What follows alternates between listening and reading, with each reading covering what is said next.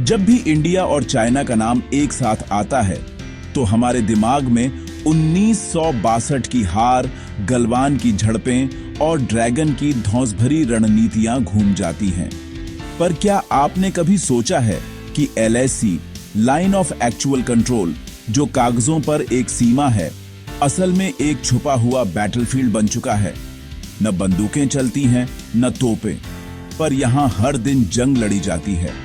Technology, intelligence, infrastructure और psychological warfare की जंग। आज हम आपको वो बैटलफील्ड दिखाएंगे जो नेशनल न्यूज में नहीं आता। इंडिया वर्सेस चाइना की असली लड़ाई, the LAC battlefield you never see. LAC, ये शब्द सुनने में सीधा साधा लगता है, लेकिन सच ये है कि इंडिया और चाइना के बीच कोई इंटरनेशनली एक्सेप्टेड बाउंड्री ही नहीं है। LAC एक परसेप्शन लाइन है जिसका इंटरप्रिटेशन इंडिया और चाइना दोनों अलग अलग करते हैं। ईस्टर्न लद्दाख, अरुणाचल प्रदेश, सिक्किम, इन इलाकों में चाइना हर साल धीरे धीरे अपने क्लेम लाइंस बदलता है। पेट्रोलिंग पॉइंट्स हैं जहां चाइनीज आर्मी बार बार घुसपैठ की कोशिश करती है। गलवान क्लैश 2020 इसका सबसे बड़ा एग्जाम्पल था, जिसने दिखा दिया कि LAC कोई शांति की रेखा नहीं, बल्कि एक्टिव कॉन्फ्लिक्ट जोन है।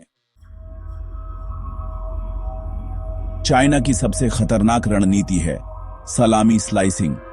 धीरे धीरे, इंच दर इंच इंडिया की जमीन पर कब्जा करने की कोशिश। पहले टेम्पोररी कैंप्स बनाना, फिर परमानेंट स्ट्रक्चर खड़ा करना। सैटेलाइट इमेजेस में दिखा है कि चाइना ने पंगोंग लेक के पास 200 से ज्यादा प्री फैब्रिकेटेड हट्स बना लिए हैं।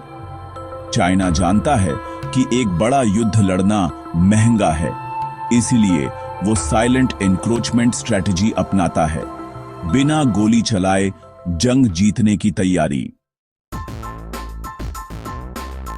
इंडिया ने भी अब पुराने वक्त की राजनीति छोड़ दी है। बॉर्डर रोड्स ऑर्गेनाइजेशन ने सिर्फ 3 साल में 30 से ज्यादा स्ट्रैटेजिक रोड्स बना दी हैं।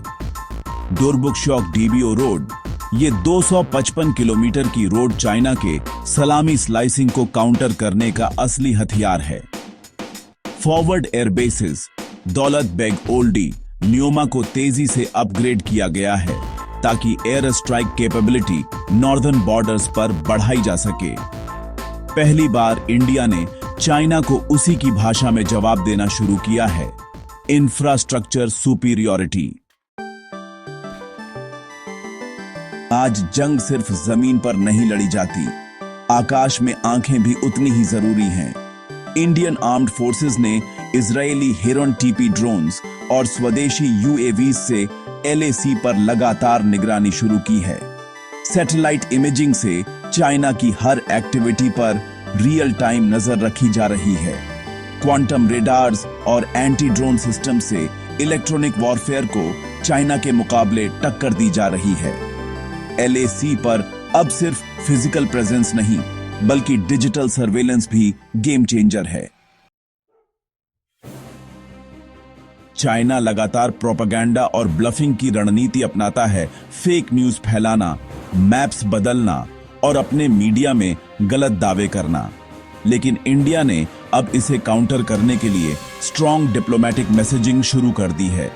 QUAD अलायंस यानी इंडिया, US, जापान और ऑस्ट्रेलिया के साथ मिलकर और SCO यानी शंघाई कोऑपरेशन ऑर्गेनाइजेशन में एक्टिव डिप्लोमेसी से इंडिया ने अपनी पकड़ मजबूत की है। बॉर्डर टॉक्स की 20 से ज्यादा राउंड्स के बावजूद चाइना की चालबाजियों को ग्लोबल प्लेटफॉर्म्स पर उजागर करना।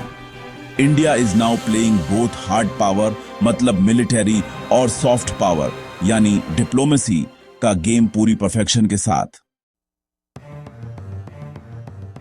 LAC की लड़ाई सिर्फ सरहद की लड़ाई नहीं है, ये हमारी नेशनल विल पावर की लड़ाई है। जहां चीन बार बार अपनी चालबाजियों से इंडिया को कमजोर दिखाने की कोशिश करता है, वहीं इंडिया हर बार मजबूत होकर उभरता है।